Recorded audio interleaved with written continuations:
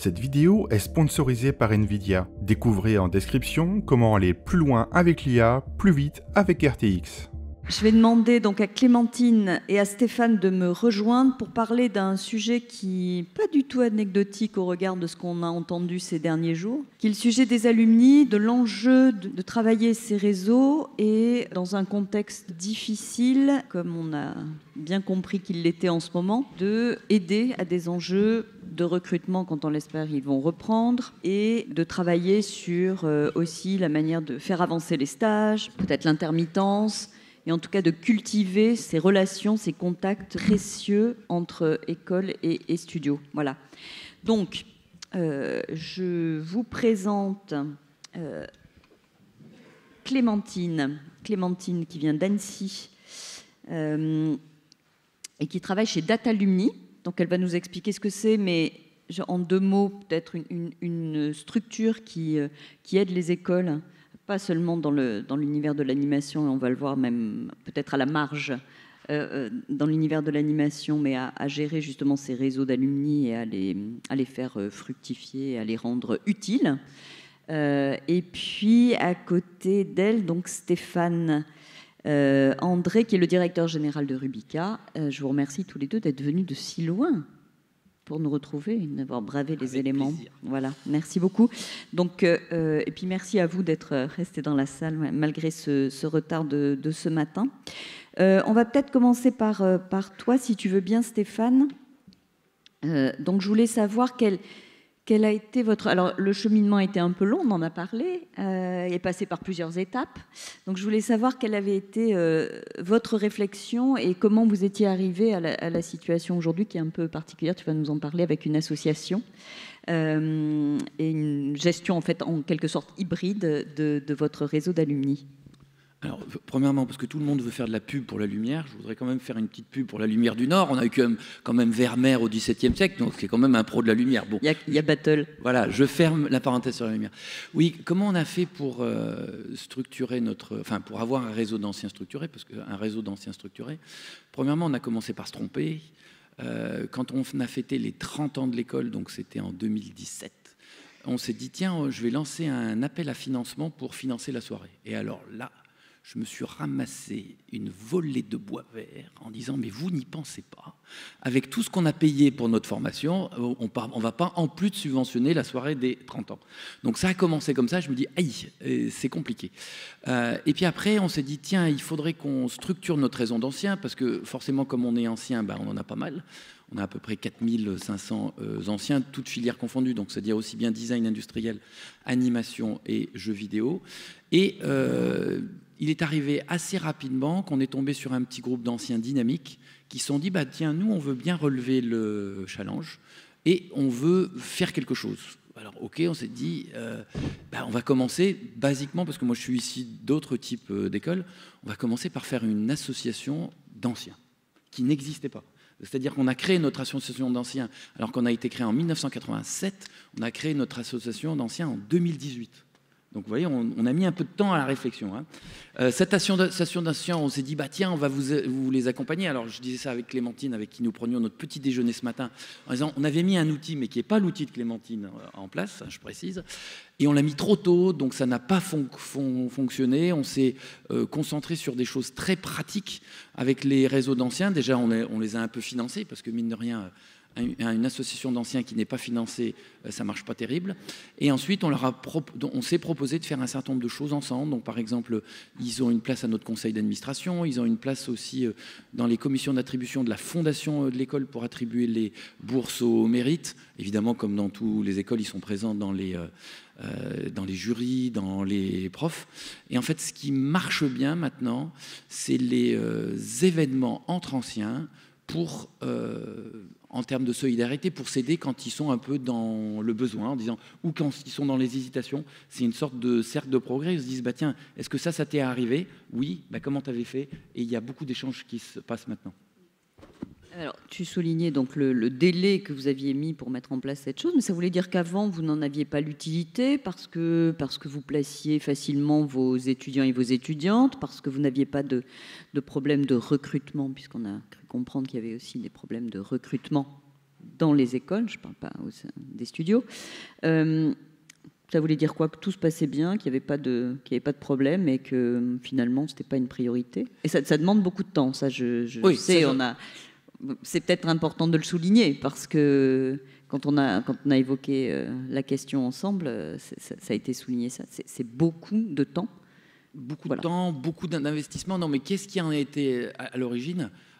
Même si on n'était pas des grands... on ne voyait pas l'avenir se dessiner, mais on voyait bien, et ça a été largement dit hier, même si je n'étais pas là, j'ai eu des retours qu'en fait, qu'il y avait trop d'écoles par rapport au marché, hein, ça on ne va pas se voiler la face, et se dire, si nous, on veut continuer à être très présent, certes, il faut qu'on s'améliore, mais ça, toutes les écoles le font sur leur qualité de la formation, mais il faut aussi qu'on structure notre réseau d'anciens pour que les jeunes qui en sortent puissent en tirer profit et pour que les anciens qui sont anciens puissent aussi en tirer profit. Donc oui, effectivement, il y a une modification dans le paysage concurrentiel entre les écoles en disant, oui, un réseau d'anciens, c'est aussi un facteur d'attractivité pour les écoles. Donc oui, ça a beaucoup joué, ça. Là, maintenant, vous êtes organisé donc, avec cette association, mais vous continuez aussi à gérer des choses en direct avec votre réseau d'anciens.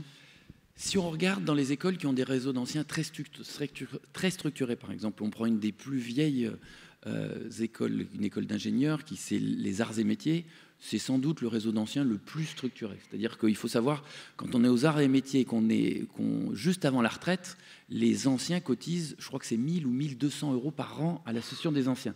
Donc forcément, ils ont leur propre structure, ils ont un staff absolument démesuré.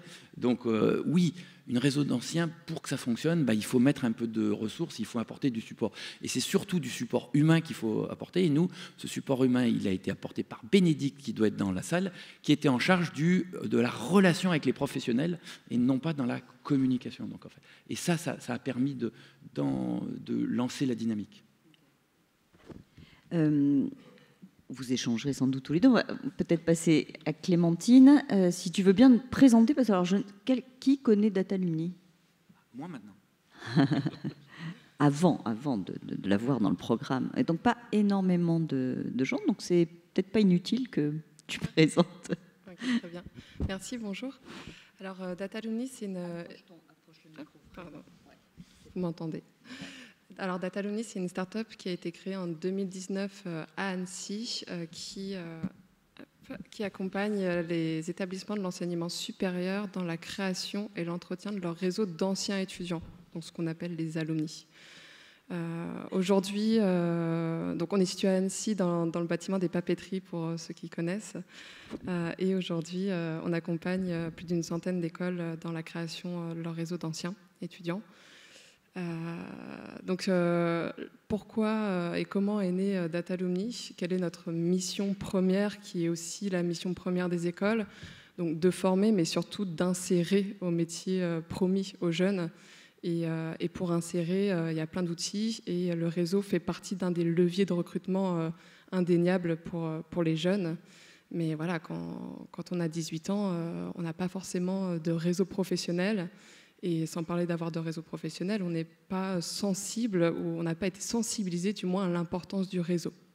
Parce qu'il faut savoir que quand même un emploi sur 3 se trouve grâce au réseau, et un petit peu plus dans les PME. 53% des offres d'emploi dans les PME ne sont pas rendues publiques. Donc là, on voit qu'il y a un grand problème et que la cooptation est un levier indéniable. Donc, quand un jeune n'a pas de réseau professionnel, c'est à l'école de lui offrir, et ce, peu importe du milieu d'où il vient, pour égaliser les chances, tout simplement. Et les écoles, elles ont toutes ce réseau professionnel à offrir aux jeunes, tout simplement si on additionne toutes les promotions sortantes, donc les diplômés, les alumni. Alors, tu disais, en fait, les étudiants et les étudiantes ne sont peu ou pas sensibilisés au réseau au sein des écoles. Est-ce que vous sensibilisez vos étudiants et aux étudiantes au réseau, Stéphane, ou pas? Et peut-être, comme il y a d'autres écoles dans la salle, peut-être qu'ils pourront nous en dire un mot, parce que ça me surprend quand même. Ben, en fait, pas vraiment, jusqu'à peu de temps, pour être honnête.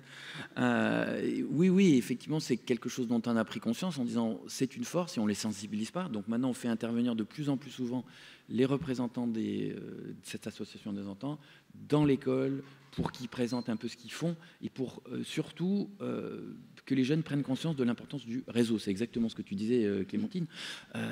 Quand on a un réseau, on trouve un poste beaucoup plus facilement. Et surtout, ce que je disais, c'est pas forcément dans une volonté de recrutement. C'est quand on se pose, nous, on a beaucoup d'anciens qui sont à Montréal, par exemple. Eh bien, quand on arrive à Montréal, maintenant avec l'immigration, c'est plus compliqué. Mais même aussi avec la forme du secteur. Donc, c'est beaucoup plus compliqué d'arriver à Montréal. Quand on arrive dans une ville qu'on ne connaît pas, de contacter des anciens, c'est quand même hyper sympa, quoi. Donc, ça joue aussi l'entraide, ça joue énormément ça. Et puis, on ne va pas se voiler la face, même si Pierre, juste avant, disait qu'il faut responsabiliser un maximum les étudiants, on voit bien que les jeunes sont un peu moins débrouillards qu'il y a quelques années. Donc, tout ce type d'accompagnement, ils en ont besoin. Je te laisse continuer, Clémentine. Ok, super. Oh, pardon. Non, c'est intéressant. Donc la bonne nouvelle face à ce constat de l'emploi et de la force de la cooptation, c'est que les anciens étudiants, ils sont plutôt favorables à rester en contact avec leur ancienne école. Donc on a une stat, 46% des alumni souhaitent rester en contact avec leur ancienne école. Dans les faits, vous savez mieux que moi, on est tous anciens d'une école, qu'on ne garde pas le lien, on ne va pas appeler notre ancienne école chaque semaine. L'idée, c'est de se dire que la volonté est là, mais ce sont des alumni qui sont dormants, ils ne vont pas être proactifs. Par contre, le rôle des écoles, c'est d'aller les chercher, parce qu'ils ne vont pas vous claquer la porte au nez, au contraire. Mais vous allez me dire, ok, aller chercher, pourquoi faire, quelles sont leurs attentes, pourquoi ils veulent garder le lien avec leur ancienne école, qu'est-ce qu'ils veulent de nous, ancienne école? Eh bien, on les a sondés. On les a sondés parce que, du coup, pour contextualiser le sondage, on met en place des plateformes alumni sur lesquelles on a plus de 400 000 diplômés inscrits. Et on leur pose la question, quand ils s'inscrivent, qu'attendez-vous de votre ancienne école? Et d'où les chiffres que je vais vous sortir, qui sont propres aux écoles qu'on accompagne du secteur de l'animation. Donc une étude menée sur 3785 alumni. On leur a demandé. Et on voit bien que, d'une part, leurs attentes restent sur l'insertion professionnelle et le suivi dans leur carrière, donc pouvoir trouver des opportunités d'emploi à un quart d'entre eux. Découvrir l'actualité de l'école et des portraits d'anciens. Alors, petit focus sur les portraits d'anciens. Je trouve ça hyper important pour les écoles de mettre en lumière des parcours différents, parce que ces portraits d'anciens vont inspirer, vont jouer un rôle de modèle pour les futurs étudiants, ceux qui sont au collège et au lycée, pour trouver leur voie. On parlait hier, avec l'exemple des forums entreprises-écoles, l'idée c'est de rendre visibles certains métiers que on ne connaît pas à 16 ans. Donc tout ça se fait à travers les diplômés, en allant les chercher, en leur demandant d'expliquer comment ils sont arrivés à ce métier et la réalité du terrain. Et c'est comme ça que les écoles aussi orientent les candidats vers certaines formations en mettant en avant certains métiers plus que d'autres. On voit que les anciens sont aussi très favorables et souhaitent contribuer à nouveau à la vie de l'école, participer à des événements, mais aussi devenir jury d'examen, et témoigner, et aussi venir à vos JPO, en fin de compte, éclairer les plus jeunes, expliquer qu'est-ce qui se passe concrètement, en fait. Et dernier chiffre qui fait ma transition idéale, 7% des diplômés dans le secteur de l'animation sont, en fin de compte, des recruteurs. Et on le voit bien, j'ai cru comprendre avec les conférences hier et aujourd'hui qu'on arrive sur des difficultés de placement des diplômés dans le secteur de l'animation. Et en fait, derrière une école, on peut avoir 1000 jusqu'à 10 000 diplômés. Vous vous rendez compte que 7%, ça peut paraître peu, mais c'est énorme. Si on a déjà 70 recruteurs anciens étudiants qui veulent recruter directement dans son ancienne école, ça peut aider aussi les étudiants. Et ces recruteurs-là, en fait, qui sont des diplômés, ils sont eux-mêmes convaincus de la qualité de la formation que suivent vos étudiants parce qu'ils sont passés par là. Donc, en fait, ça facilite ce schéma de cooptation et de recrutement des diplômés. Donc, forcément, l'enjeu pour les écoles est indéniable. Garder le lien avec les anciens, c'est pouvoir améliorer l'insertion pro des jeunes, mais aussi l'orientation, comme on l'a vu, notamment en les mettant en lien avec des professionnels. Et il y a bien évidemment aussi d'autres intérêts stratégiques autres que l'insertion professionnelle et l'orientation pour les écoles. Et les grandes écoles de commerce et d'ingénieurs l'ont bien compris depuis un petit moment. Forcément, c'est aussi contribuer, on l'a dit rapidement tout à l'heure, à l'image de marque d'une école pour attirer de nouveaux candidats. Qui dit grand réseau, dit meilleure insertion pro, on vient de le démontrer. Et forcément, les étudiants, ils veulent s'assurer un avenir. Donc, ça peut attirer des candidats. Aussi, derrière un réseau alumni, on a tout un vivier de talents. Et lorsqu'on sait quel alumni serait disponible pour donner un cours, intervenir, devenir enseignant, on peut plus facilement sourcer aussi ces intervenants. Le point 5, qui n'est pas des moindres et un vrai sujet en ce moment, c'est aussi pouvoir prouver concrètement que vous investissez dans l'insertion professionnelle et du coup, vous pouvez rendre plus facilement des comptes à France Compétences à travers des enquêtes de placement et auprès de Calliope. Ça, par exemple, pardon, je t'interromps, oui. Stéphane, ça c'est vous qui le faites? Oui, alors effectivement derrière une plateforme alumni, on a des profils. En fait, une plateforme alumni, c'est un réseau social privé à l'école où sont regroupés les alumni et les étudiants, les enseignants, tout le réseau de l'école, les recruteurs. Et derrière des profils, on a forcément de la data. En fait, un profil, c'est comme un profil LinkedIn. Et sur cette data, on peut automatiser pas mal de statistiques et se dire, OK, derrière ce diplôme, à 6 mois, il y en a tant qui sont en poursuite d'études, tant qui sont insérés. Et sur ceux qui se sont insérés, le salaire moyen, c'est tant. Et on va aller chercher des statistiques qui sont demandées effectivement par France Compétences. Ça, c'est vous qui le faites, Stéphane, chez Rubica? C'est encore la même Bénédicte qui le fait. Mais où est Bénédicte? Donc en fait, elle est là-bas. Voilà, tout tient sur Bénédicte. Cette école, elle tient sur Bénédicte. Ouais, d'ailleurs, je ne sais pas pourquoi c'est toi qui le... Enfin, bon, bref. Alors, ouais, vous le faites. Et ça, c'est quand même... il nous semble que c'est un très gros travail. C'est un gros travail. Alors, mais c'est peut-être très intéressant en revanche parce que ça vous permet aussi de piloter certaines choses dans votre école. Ouais. C'est un indicateur clé dans la réussite parce qu'on voit très bien. Alors, le problème, c'est que c'est un indicateur qui arrive tard parce que dans une école, quand on fait un programme en 5 ans, on voit le résultat 5 ans après. Oui, et là où on a le plus de problèmes, notamment dans l'animation, mais c'est aussi du fait de l'intermittence du spectacle, c'est pour avoir les grilles de salaire, les fourchettes de salaire pour faire plaisir à nos amis de France Compétences. C'est un peu compliqué, mais bon, Bénédicte y arrive. Effectivement, c'est le nerf de la guerre. Ouais. En plus, les Français, on n'aime pas trop communiquer sur combien on gagne. Donc, on s'est aperçu avec Bénédicte que plus on mettait des fourchettes larges, mieux les gens répondaient. Voilà, c'est ça. C'est une bonne astuce, effectivement. On essaye d'être astucieux, parce que sinon on est foutu. Et deuxième astuce, d'ailleurs, sur ce point, un petit aparté, souvent on demande le salaire en rémunération brute annuelle et les jeunes diplômés ne connaissent pas leur brut annuel. Donc, et France Compétences demande le brut annuel. Donc l'idée, c'est aussi de leur expliquer l'équivalent net mensuel. On est passé au mensuel. Ouais. Sinon, on se retrouve avec des statistiques faussées. Et du coup, pour terminer sur les autres intérêts stratégiques des écoles, forcément, quand on connaît la réalité des emplois pourvus, après les diplômes, on peut essayer d'adapter au plus juste l'offre de formation en fonction de la réalité de l'emploi qui évolue de manière constante et hyper rapidement. Il y a forcément aussi un intérêt, on va dire, un peu plus financier derrière les réseaux d'anciens étudiants. Qui dit ancien étudiant dit professionnel, en tout cas une entreprise qui se cache derrière. Et pour beaucoup d'écoles, garder le lien avec les anciens, c'est aussi pouvoir faciliter la récolte de la taxe d'apprentissage, qui est d'ailleurs le seul impôt pour lequel on peut décider à qui il revient, à quelle école il revient. Donc en fait, c'est un petit peu la guerre entre les écoles, certaines écoles, pour aller à la chasse à la taxe d'apprentissage. Et enfin, garder le lien avec les anciens, c'est forcément développer une base de candidats pour la formation continue. Quand on sait ce qu'ils sont devenus, leurs années d'expérience, leur métier, on peut plus facilement pousser aussi ces anciens à se former tout au long de leur vie, ce qui est hyper important. Et j'ai cru comprendre que notamment avec l'arrivée de l'IA ou d'autres méthodes, il faut se renouveler, bien évidemment. Peut-être un petit point sur concrètement, comment on fait, comment font les écoles pour garder le lien.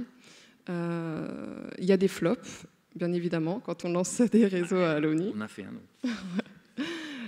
En fait, ce qu'on remarque, et on les voit, ces flops, Ces flops, ils ont tous une explication, et souvent la même. C'est de ne pas avoir préparé et prévenu les anciens, de ne pas leur avoir demandé qu'est-ce qu'ils recherchent derrière ce réseau d'anciens, et surtout ne pas avoir la ressource, le temps humain derrière pour animer cette communauté, parce que ce sont des communautés qui vont de 1000 à 10 000 personnes, en fait, professionnelles, et derrière, ça demande du temps, en fait, pour que la mayonnaise prenne, tout simplement. Donc, souvent, en face de nous, dans les écoles, on a des responsables communication ou relations entreprises, parce que ça fait sens, effectivement. Mais déjà, règle numéro 1, c'est définir un chef de projet, et pour parler hyper concret, une demi-journée par semaine, c'est déjà bien pour commencer. Et ensuite, on a tout ce qui est la problématique de la base de données. Parce que la base de données devient obsolète avec des adresses e-mail obsolètes, les wanadoo.fr. Donc difficile de recontacter les plus anciens, et pour les femmes qui se sont mariées, elles ont changé de nom. Donc en fait, il y a tout un travail aussi en amont, avant de lancer une stratégie, un projet alumni, de retrouver, reconstituer la base de données. Et enfin, on peut seulement envisager de les regrouper à travers un événement, les 30 ans par exemple. Il y a plein d'événements qui marchent bien, les événements comment on appelle ça, des conscrits. Voilà, on va regrouper la promo 2024 qui vient d'être diplômée avec la promo 2014 et 2004 pour faire croiser les générations et favoriser ce lien intergénérationnel. Et regrouper donc à travers des événements, mais aussi à travers un outil, c'est ce qu'on propose d'ailleurs à Datalumni, un outil digital avec un annuaire pour pérenniser ce réseau. Parce que c'est souvent le directeur qui a tout le réseau, mais quand il s'en va, le directeur, voilà, il part avec le réseau de l'école. Donc pérenniser le réseau, favoriser les rencontres à travers un annuaire, mais aussi un job board pour surtout donner l'opportunité aux alumni dormants, les fameux 46% qui sont volontaires mais qui font rien, donner l'opportunité à ces anciens de pouvoir s'investir à nouveau, déposer des offres d'emploi sur une plateforme, se spécifier disponible pour mentorer un jeune. Et d'ailleurs, on remarque quelque chose sur nos plateformes. Sur les 120 plateformes qu'on a, on en a une dizaine dans le secteur de l'animation. Et en fait, il y a vraiment quelque chose qui se passe, c'est que dans les écoles de l'animation, le mentorat marche hyper bien. Je ne saurais pas trop l'expliquer, je pense que vous pouvez l'expliquer mieux que moi, mais il y a quelque chose qui se passe au niveau de l'entraide. Un ancien étudiant peut se dire volontaire pour parrainer un étudiant, lui expliquer son métier, l'introduire dans un réseau professionnel, le prendre sous son aile le temps d'une journée dans son entreprise. Et ça marche hyper bien pour les écoles de l'animation. Et enfin, une fois qu'on a regroupé tout le monde, il faut animer et engager la communauté, effectivement, en fonction des attentes de chacun. Ceux qui veulent être jury, il faut leur adresser, plutôt leur offrir des opportunités, plutôt que d'essayer d'attendre d'eux quelque chose qu'ils n'ont pas envie de donner. Donc il y a une phrase hyper simple, et voilà, je pourrais conclure sur ça. C'est il faut donner avant espérer de recevoir de vos alumni, et leur offrir, on en discutait ce matin au petit déjeuner, leur offrir des opportunités. En fait, il y en a plein, vous ne le savez pas, mais qui rêveraient de faire partie d'un jury d'examen. Voilà. Vous pouvez leur offrir cette opportunité. D'autres qui veulent recruter, certes, d'autres qui veulent mentorer un jeune, d'autres qui veulent intervenir, être interviewés. Et en fait, il y a plein de leviers de motivation qui ne vous coûtent rien à vous, mais qui sont bons pour garder le lien avec vos anciens. Ah oui, j'avais oublié, une petite étude de cas pour terminer. Le cas de l'école IARTUB qui a lancé sa communauté fin avril dernier. Quand je dis lancer sa communauté d'anciens, c'est les regrouper sur la plateforme, leur plateforme alumni. Et pour parler concret, au bout de 6 mois, on a eu environ un petit tiers de la communauté qui s'est inscrit. Donc voilà, si vous avez 1000 anciens, ça fait 300. Et on a, sur ce tiers, on a 107 alumni recruteurs. Donc ils se sont inscrits et ils ont clairement dit « Moi, je suis un alumni qui veut recruter au sein de mon ancienne école ». Donc l'idée après, c'est d'aller les chercher, ces alumni recruteurs, parce que ils ont leur propre process de recrutement dans leur boîte. Et ils ne pensent pas quotidiennement, encore une fois, à leur ancienne école, mais au moins vous les avez identifiés et vous pouvez leur envoyer un email de temps en temps pour aller à la chasse à l'offre d'emploi. On a 139 alumni disponibles pour mentorer un jeune. de façon bénévole et gratuite, et 56% des alumni qui souhaitent partager leur expérience. Donc là, on revient sur typiquement les JPO ou les portraits d'anciens, les interviews. Voilà pour le retour d'expérience. Merci infiniment. Juste une petite question, parce que quand on a échangé avec Patrick, avec d'autres écoles, et on va peut-être leur laisser la parole pour qu'ils nous disent, eux, comment ils font, ou s'ils ont des questions à vous poser. Il y avait une question, le temps, ça on en a parlé, mais il y avait aussi une question de coût. Donc je ne sais pas si Clémentine, je ne suis pas commerciale pour Datalumni, mais simplement pour donner une idée de ce que représente le service que vous proposez, ou les services que vous proposez, mais on va dire l'accès à une base et puis l'animation d'un réseau. Oui, effectivement. Alors, on a 3 activités. Il y a la plateforme, donc on est éditeur de logiciels, la plateforme, le réseau social privé à votre école. On a l'agence de com, parce que quand on manque de temps, effectivement, et qu'on n'arrive pas à engager pour éviter de payer une plateforme qui va faire un flop, il faut un minimum d'engagement et d'animation. Donc on a l'agence de com qui va réaliser des newsletters alumni en marque blanche, qui va aller interviewer vos anciens, faire le minimum vital pour que la communauté marche. Et on a une dernière activité qui est propre, on va dire plutôt pour France Compétences, aux enquêtes de placement. Mais parlons uniquement de la plateforme, de l'outil. En fait, on chiffre, c'est un modèle d'abonnement annuel, et on chiffre sur le nombre d'étudiants, donc sur la taille de l'école. Donc en fait, les prix varient. Pas d'alumni, hein, non, pas d'alumni, parce que par définition, le réseau alumni grandit d'année en année. Chaque année, vous avez de nouveaux diplômés. Donc si on se basait sur le nombre d'alumni, on aurait des abonnements qui augmenteraient de façon infinie. Là, on est sur un coût par étudiant on a un système de palier, mais qui va du coup de quelques centimes par étudiant à 10 € environ par étudiant en fonction de la taille de l'école. Mais en règle générale, on se trouve aux alentours de 3 000 € l'année d'un point de vue abonnement. Tu as évalué, toi, combien ça te coûtait, ce que vous faites au sein de Rubica, ou pas? Alors, on a eu une plateforme, maintenant ils sont passés sur Discord, donc là ça ne coûte plus. Après oui, c'est du temps homme, et puis nous, ce qu'on prend, c'est ce que je disais, on finance l'association Alumni, et donc c'est l'équivalent de 10 € par étudiant et par an, qu'on ne fait pas payer aux étudiants, qu'on prend sur les frais de scolarité, enfin indirectement qu'on fait payer aux étudiants, mais ce n'est pas des étudiants qui payent en plus. D'accord, et que vous reversez à cette association. Oui. Très bien. Alors, merci beaucoup tous les deux. Moi, j'aimerais bien... Voilà, donc il y a des questions. Merci. Rémi Soyer pour ATI. Je peux vous dire un peu comment on fonctionne chez nous. Je m'amuse à faire les statistiques. Tu veux bien rappeler ce qu'est ATI, au cas où? Ah, pardon. ATI, Arts et Technologies de l'Image, à l'Université Paris 8, dans cette belle ville de Saint-Denis, avec son ciel gris, et voilà, que je vous recommande pas du tout pour sa météo. Des peintres, des noms de peintres qui sont venus? Question suivante. Non, alors moi j'abonde complètement dans le sens des statistiques. Ça fait 3-4 ans qu'on fait des statistiques sur comment les stages ont été trouvés ou les insertions pro. Nous, on est sur 50% c'est réseau ATI et 25% restant c'est réseau personnel. Donc on est vraiment sur un 3/4 réseau, et le dernier quart c'est entre candidature spontanée, aléatoire ou pas d'opportunité, quoi. Donc nous, on privilégie vraiment énormément notre réseau. Ce qu'on fait, donc effectivement, on a aussi une association d'alumni qui est finalement beaucoup plus active par nos étudiantes et étudiants actuels. Ça va fédérer en fait un groupe à l'intérieur qui va essayer, voilà, d'avoir un côté un peu interpromo, qui vont soit créer des t-shirts, monter des projets. Ça dépend beaucoup de la dynamique des personnes. Je sais qu'à un moment, on avait quelqu'un, Noélie Delès par exemple, qui était vraiment un profil très chargé de production. Et donc, elle avait vraiment à cœur de monter des projets, de vraiment avoir une dynamique. Donc forcément, quand on a des personnes comme ça avance beaucoup. Et puis selon voilà, les identités, ça peut être soit sur des activités plus techniques ou pas.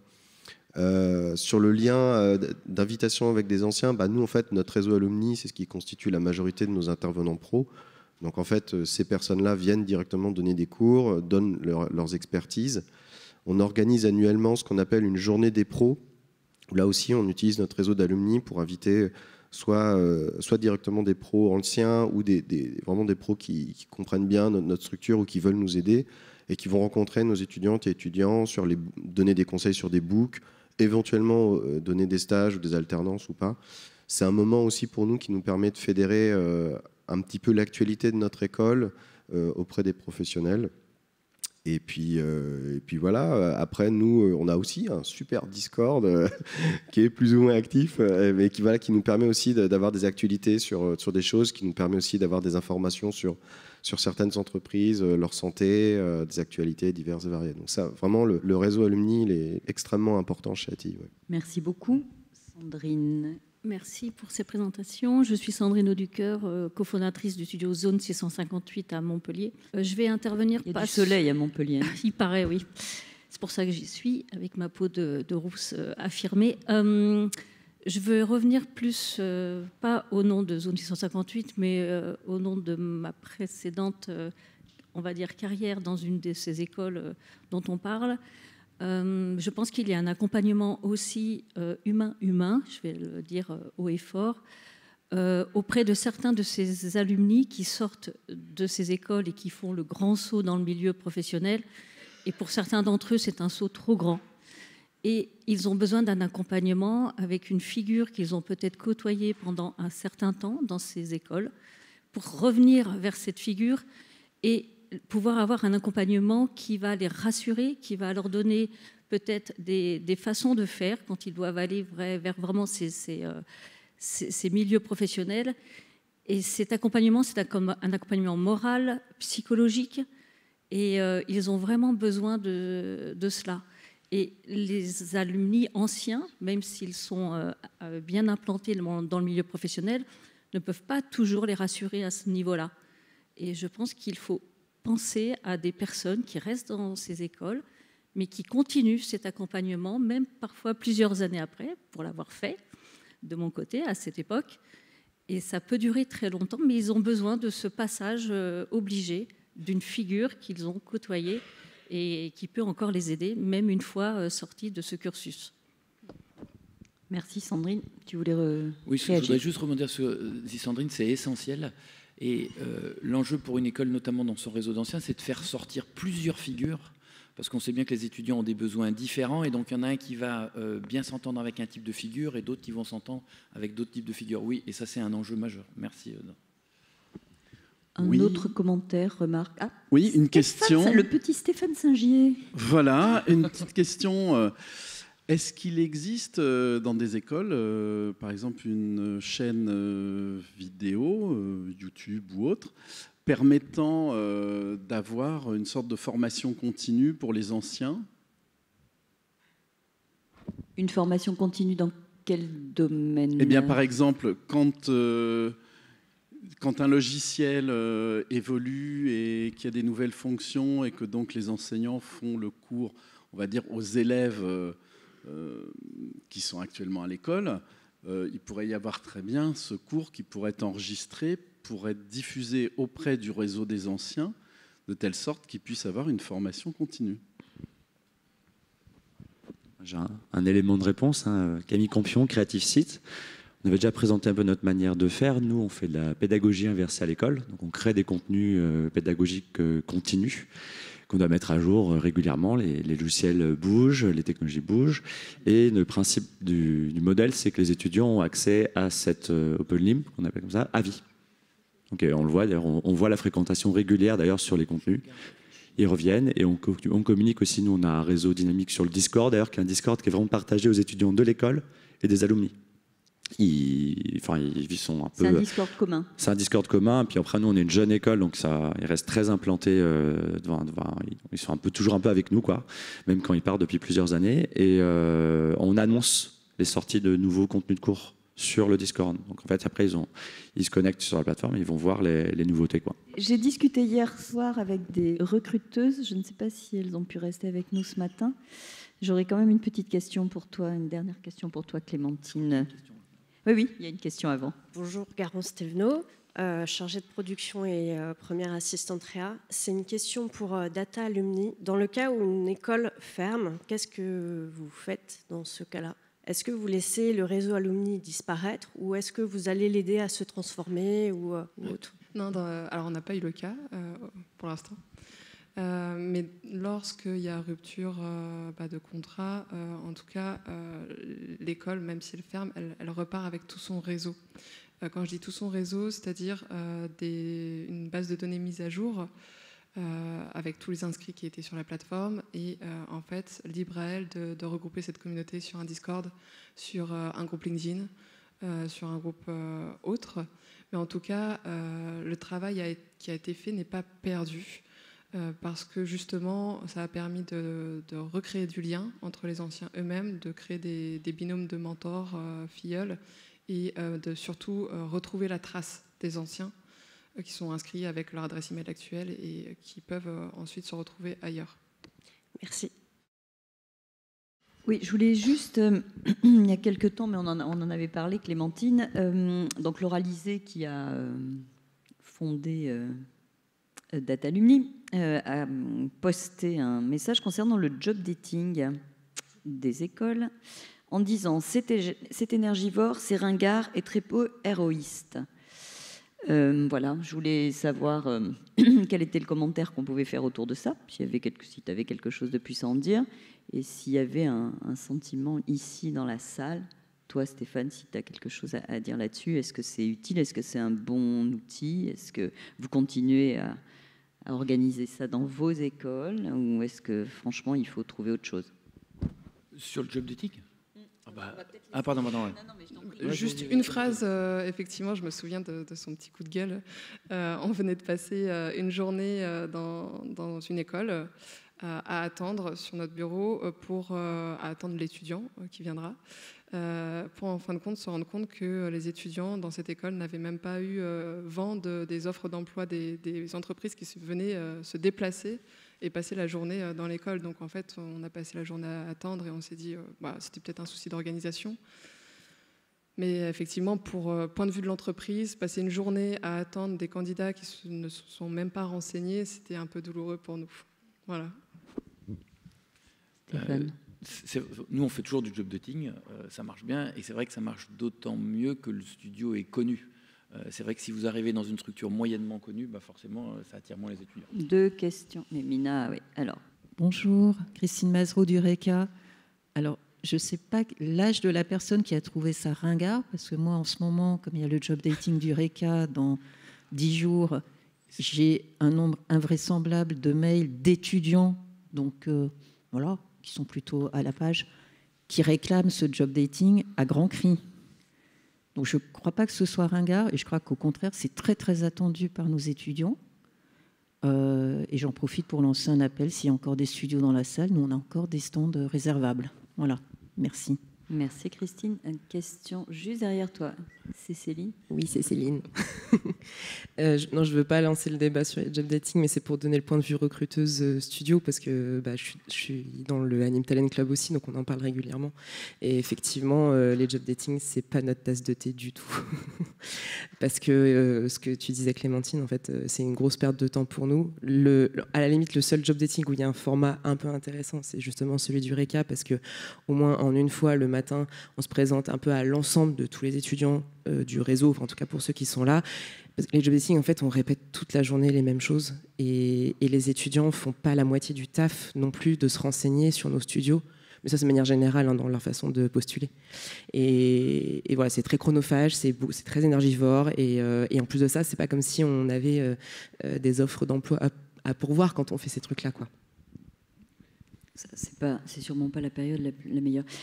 Toute dernière intervention et après on va vous libérer. Anne-Emmanuelle Brassard-Lyon, simplement pour répondre sur les 2 remarques qui ont été faites sur le job dating, je plus sois ce qu'a dit Christine, c'est effectivement très demandé par les étudiants qui sont souvent en attente de ces événements-là, et je plus sois aussi ce que tu as dit concernant l'aspect très chronophage pour les studios. Ça, on en a bien conscience, nous, en tant qu'école, des limites que posent ces job dating, mais au-delà de trouver un emploi ou pour vous de recruter un talent, talents. C'est surtout une première manière de les mettre en relation avec vous, que eux ils se confrontent à ce genre d'exercice et qui commencent petit à petit à se faire un réseau. Donc on sait pertinemment que c'est pas forcément à ce moment-là qu'ils vont trouver un emploi et que c'est pas forcément à ce moment-là que vous allez recruter, mais en tout cas ça permet une première approche et ça permet que vous les repériez peut-être pour plus tard. C'est une sorte d'investissement. Exactement. Merci encore à tous les deux d'être venus nous parler de ça. Nous on pense que voilà, c'est important, donc